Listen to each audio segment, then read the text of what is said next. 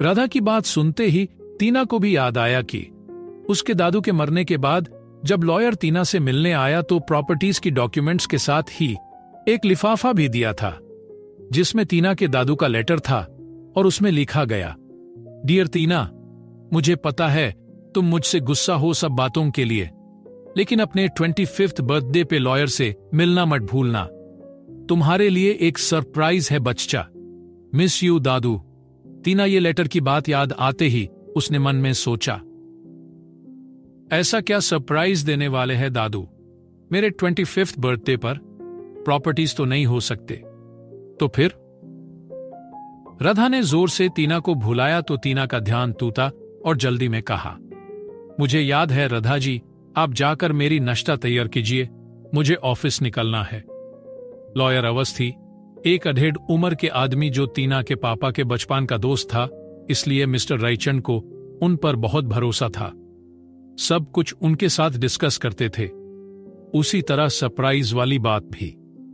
अब टीना के पास इंतजार करने के अलावा कोई रास्ता नहीं रहा। इतने में मेरा, जो टीना के कंपनी की एम्प्लॉई है, वो टीना की गाड़ी ड्राइव करते हुए टीना के सामने आकर रुकी और ड्राइवर की सीट से उतरकर टीना के पास जा कीज यूज थमा दी और खुद पैसेंजर सीट पर बैठ गई।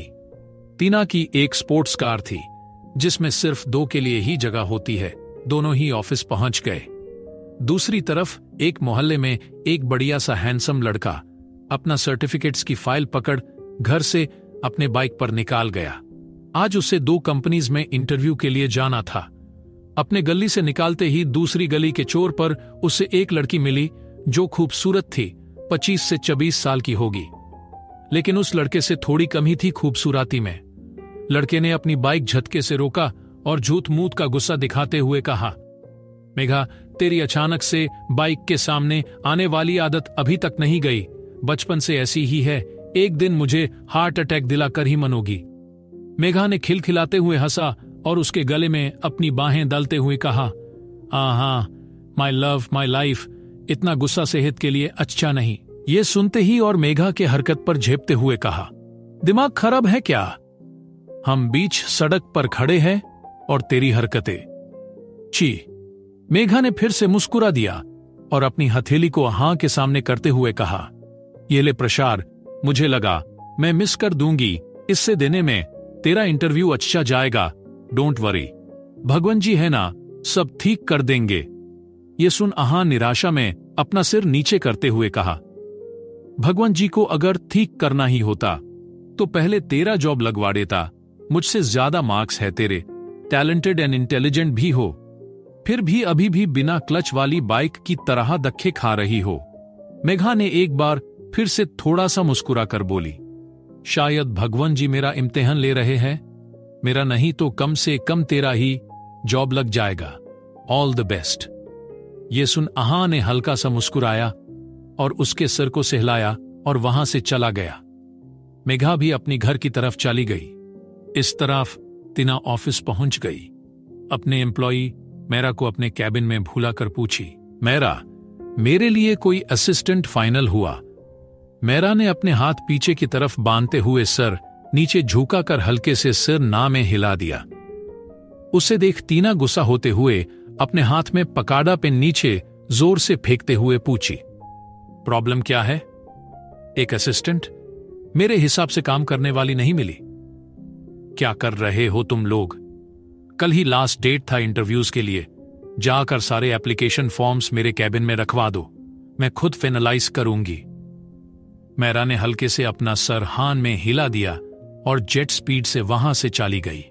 2 मिनट बाद सारे एप्लीकेशन फॉर्म्स टीना को अपने टेबल पर दिखे। उसने कॉल करके इंटरव्यूअर्स को अपने कैबिन में भुलवाया। थोड़ी ही देर में सब मिलकर उनमें से 6 एप्लीकेशन फॉर्म्स फाइनलाइज कर दिए और इंटरव्यू के लिए 1 घंटे में पहुंचने के लिए कॉल भी कर दिया। उस तरफ आहान जिन 2 कंपनीज में इंटरव्यू के लिए गया वहां से मायूसी ही हाथ लगी। निराशा में एक जगह बेंच पर बैठ मेघा को कॉल किया, लेकिन मेघा कॉल पिक नहीं कर रही थी। हताश होकर उसने अपना छोटा भाई विहान को कॉल किया। कॉल उठे ही विहान ने पूछा, हाँ, जॉब मिल गई तुझे? पापा की दवाई लेते आ रहे हो ना? हाँ मायूस होकर कहा, नहीं यार, इतनी अच्छी मेरी किस्मत कहा। अब फिर से कौन सी कंपनी जो समझ नहीं आ रहा, इसीलिए तुझे कॉल किया। तू ही कोई कंपनी सजेस्ट कर दे।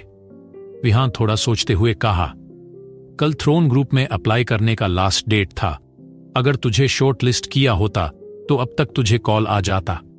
एक बार अपना कॉल लिस्ट चेक कर ले, शायद मिस कॉल्स में हो या मेल्स चेक कर ले। ये सुनते ही अहां को याद आया कि उसने तो थ्रोन ग्रुप में अपना जॉब एप्लीकेशन दिया ही नहीं। हड़बाड़ी में उसने विहान को बाय बोला और बाइक लेकर थ्रोन ग्रुप के बड़े से बिल्डिंग के पास पहुंचा।